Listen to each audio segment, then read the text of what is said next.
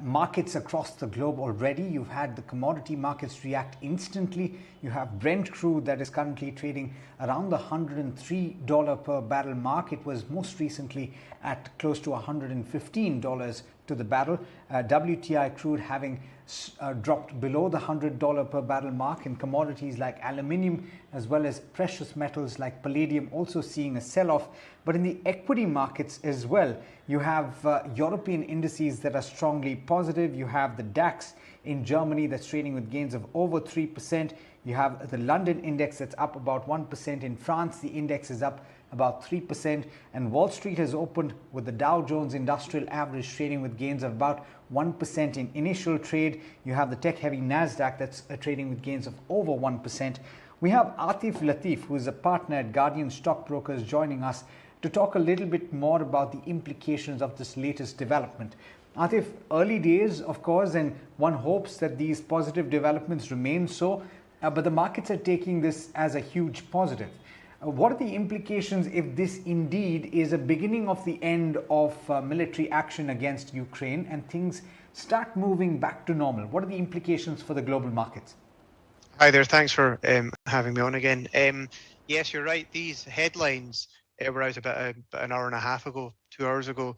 And you quite rightly said the initial impact on this has been risk on back for the European markets, the UK markets, the US markets, and the tech-heavy sector as well. Now, what's interesting is that the escalation has gone on for about a month.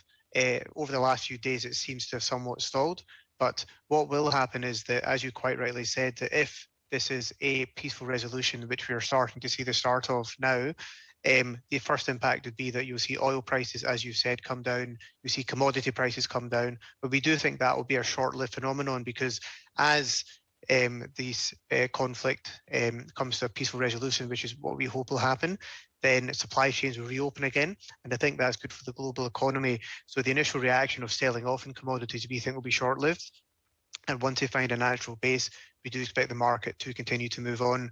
And given that this was one of the big risk events post-COVID that we have seen for many, many years, we do think that this will be the catalyst to try and push the market to new highs into the second half of the year. Okay, what about the equity markets then? Does the risk-on sentiment continue if things pan out the way that everyone hopes that they will? I think so, yes. Well, if you look at something like the FTSE, because it's a weighted index, and a lot of the constituents are commodity based, we think that might struggle short term.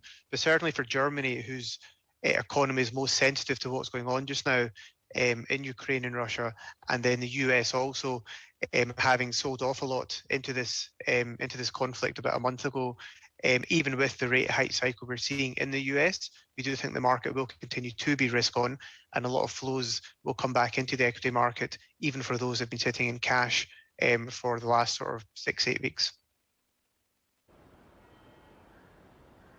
Absolutely. Thank you so much, Atif, for that perspective. And indeed, that's something that we'll be watching very closely here in India as well. Those flows into the emerging markets that Atif pointed out have been dwindling. In fact, there's been an outflow of capital from our markets.